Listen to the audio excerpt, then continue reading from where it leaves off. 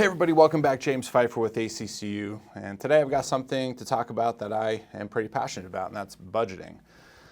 So if you're a community that has been on track, fully funding reserves, doing a great job, just keep doing what you're doing. Please watch the video, share it with a community manager, another board member who can extract value from it, of course, but you're doing a great job. This video is more for communities that have struggled with their budget year over year. And so I've got some tips and tricks in here. So without further ado, let's go ahead and get directly into it.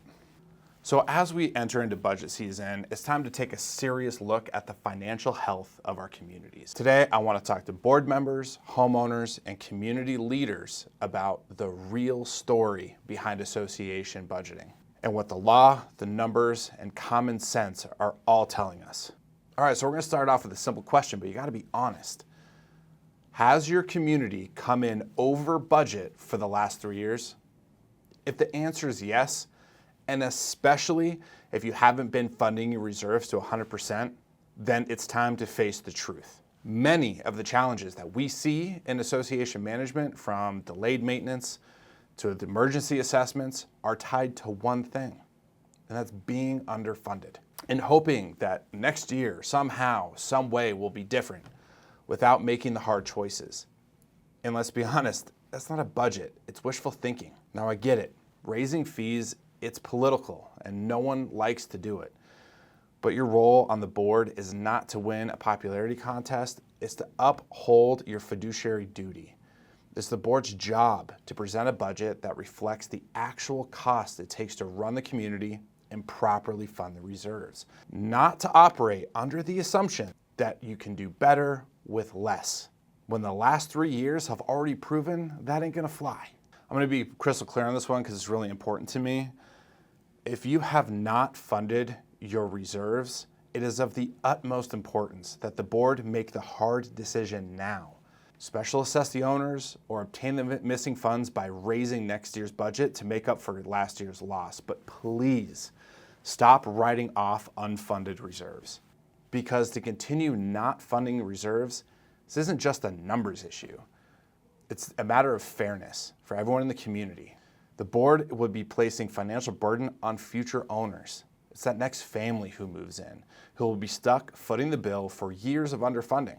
And if you're thinking to yourself, our residents can't afford an increase right now, or this one is my least favorite lines I hear, I won't be around that long. Consider this: what happens when the same resident, or someone on a fixed income, or a single parent, or a person living with a disability needs to sell their home, and they can't because the community is underfunded and falling apart? And then what happens when they're hit with a massive special assessment because the board kept delaying the hard decisions today? Avoiding a small increase today can lead to tomorrow's crisis. And that is not compassion, it's negligence. All right, so we're gonna talk a little bit about what Colorado law requires. So under CRS 3833.3.303, nerd alert, every HOA, unless exempt, must follow a budget veto process. And here's what that means. First, the board adopts a proposed budget, and then within 90 days, the board, through the management company, is going to deliver a budget summary to all the owners and schedule the budget ratification meeting. At that meeting, the owners have the right to veto the budget, but only if a majority of all unit owners show up to vote to reject it. It's not the majority of the people at the meeting, it's the majority of the unit owners. And we're gonna get into those details in another video. So if no veto happens, then the budget stands, moves forward. And if there is a veto, then the previous year's budget is in effect until a new one gets approved. This applies to all pre- and post-Kiowa communities, of course, that qualify. And here's what's critical. The process isn't just about the board anymore. It's now also about the owners.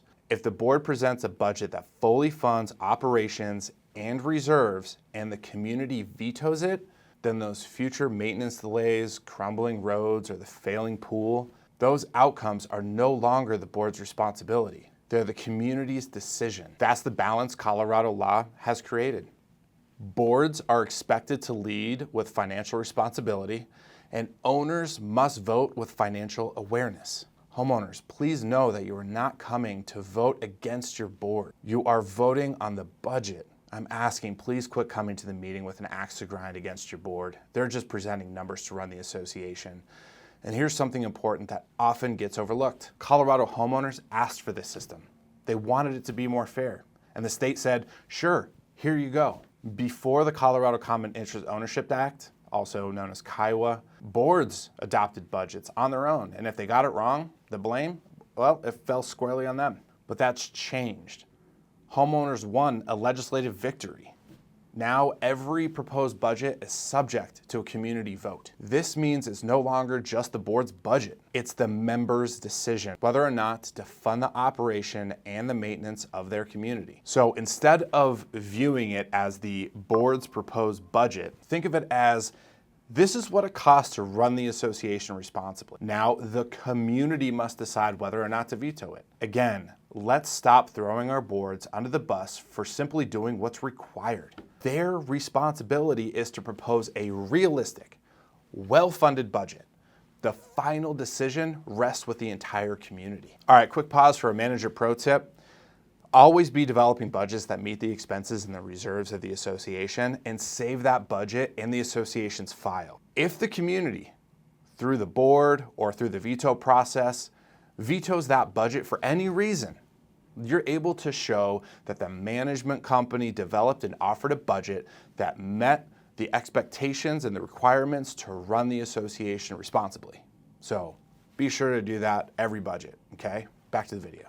So as you prepare for your next budget, don't look away from the facts. Use the last 3 years as a guide. If you've fallen short before, now's the time to correct the course, not kick the can down the road further. And remember, the right budget tells the story of a healthy, proactive community. Propose it with confidence, communicate it with honesty, and let the community take its rightful role in the process. So, if you need help understanding the Colorado budgeting requirements, reviewing financial trends, or communicating with owners, don't hesitate to reach out. We're here to support smart, responsible boards who want to get this right. So my name is James Phifer. I'm with ACCU. I'm a resource to you at any time. Feel free to give me a call, 303-733-1121. So always, until next time, I look forward to bringing you additional educational content, and I look forward to seeing you then. All right, take care.